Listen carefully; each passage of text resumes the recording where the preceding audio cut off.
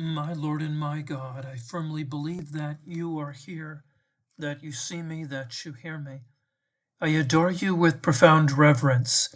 I ask your pardon for my sins and grace to make this time of prayer fruitful. My Immaculate Mother, Saint Joseph, my Father and Lord, my guardian angel, intercede for me. Lord, your gospel for today, out of Mark. Jesus and his disciples returned once more to Jerusalem. As he was walking in the temple area, the chief priests, the scribes, and the elders approached him and said to him, "By what authority are you doing these things? Or who gave you this authority to do them?" Jesus said to them, "I shall ask you one question. Answer me, and I will tell you by what authority I do these things.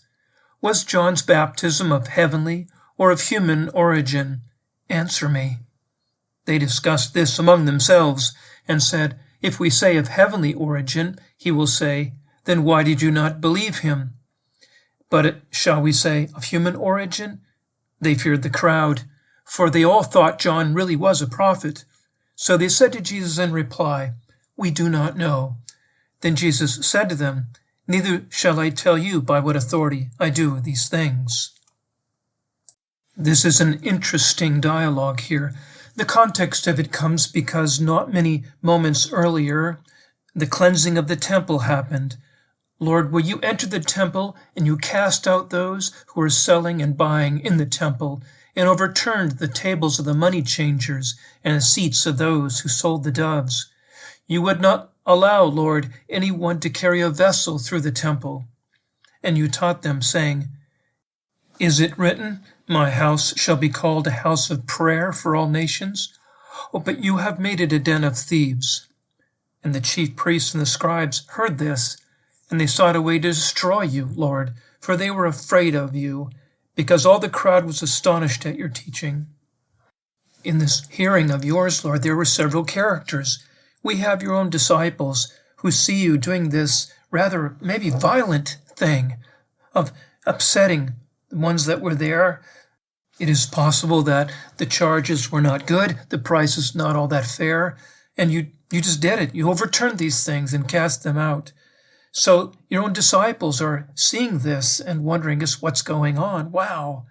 Shocked, confused, perhaps. Then there are the chief priests, these of great authority, and they're watching you do this. They don't interfere. So scribes there also, the learned ones, the ones who know the law and what can and cannot be done. They also are understanding what should be going on. The elders of the people, these ones with honor for long life and the experience they have of living it, Lord. So what personage should I be when I go to think and pray about this gospel reading? For what I see, Lord, is a trap. A trap. What will you say, Lord, about your authority? They are asking and they're waiting. They're asking to see if you would say, "I have this authority from the Lord God." Well, you are God, Lord, and you have this authority, but they're willing to really vehemently deny you if you were to say that. And then if you say from men, they'll attack you on that, won't they, Lord? They'll attack you because who gave you that? Yeah, which of us, the chief priests, scribes, elders, we who hold a lot of the religious sway, we didn't say you should do this. You didn't consult us. And the poor disciples caught between all this. What are we to think, Lord? It seemed kind of like pushy what you did. It's rather neat how you deflect the question, Lord. You bring up St. John's ministry with the same parameters. Do they think that was from heaven or from men? And since they can't answer it, you have your way out. But then as a personage here, seeing, Lord, you speak, "No one spoke like this man," they will say of you. The question comes to me, you, my listeners, and to these personages that we might see that we are. Am I a Pharisee? Am I a scribe? Am I an elder? Am I a chief priest? Am I a disciple? What am I to understand about this?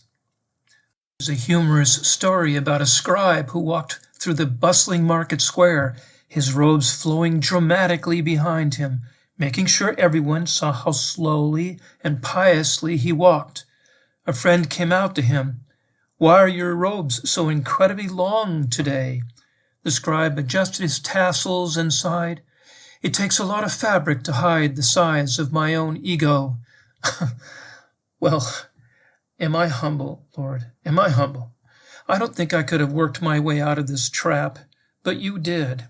And I want to be one who understands your love here. In response to your love, you want me to carry out a life lived in faith, a love affair back. Love is repaid by love. Can I say that my love affair with you is strong?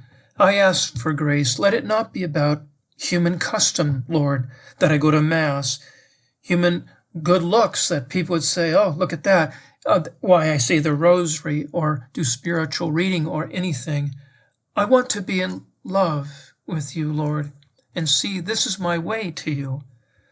Am I too cautious, like these chief priests, scribes, and elders who waited till later to confront you? Am I like the people who are watching a poker game? They walk around the table. The dealer is there and some high-stakes players there with money that they're putting on the line. And they have their hands, and I sneak behind each one of them and look at their cards and say, wow, I wish I could have that money on the table. But I'm not willing to risk. I'm not willing to play the game. And is that me in life of the love affair with you, Lord? I would like to not have the effort of faith, the risk like those poker players. I would like to just have it for me instead of leaping into it with you. So true, Lord. If you could be proven, as it were, the way we prove a geometry theorem, my faith would no longer really involve my own trust or freedom. But you give me enough light, if I want to believe, to make that risk and to live that way. But not so much that my freedom disappears. I can ignore you any one moment. And I do live, I know it, so many parts of my life without absolute proof. Does another person truly love me? Do I have a friendship that will last? Will my vocation always be there? Do I understand it's the perfectly right one for me? The sacrifice I think you're asking of me, is it worth it? No, I have to trust, but you want me to commit because there is sufficient reason to trust. My faith is not blind, but you give testimony. You work through my experience and history, my conscience, the beauty around me, the witness of the saints, and Lord, your very person, that I should trust. I don't want to have to wait until total certainty comes from me, because it's probably a way of never deciding in favor of you, Lord. Don't let me be one of these who just never seem to enter the game.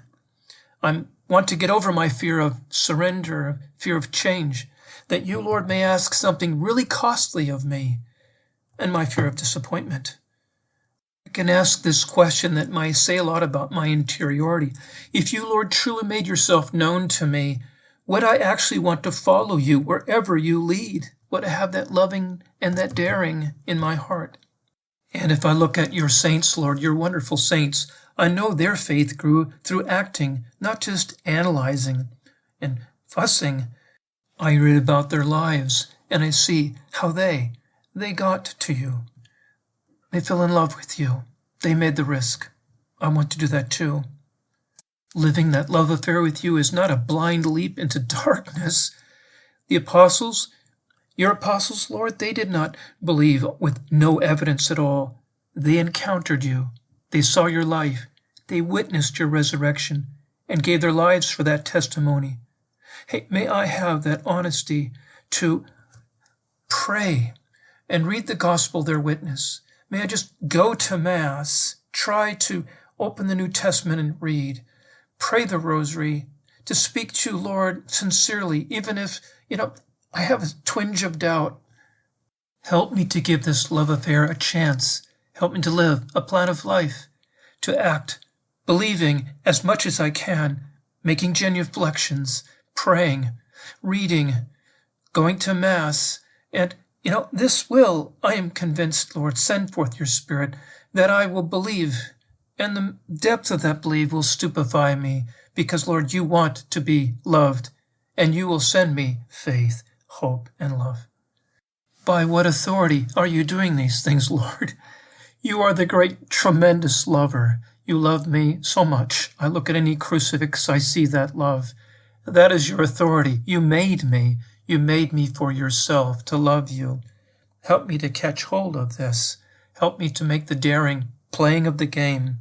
Help me to enter into a way of life that finds you more and more, and I will find it was all worth it. Yes, it is a winning hand. I thank you, my God, for the good resolutions, affections, inspirations that you have communicated to me in this meditation. I ask your help for putting them into effect. My Immaculate Mother, Saint Joseph, my Father and Lord, my guardian angel, intercede for me.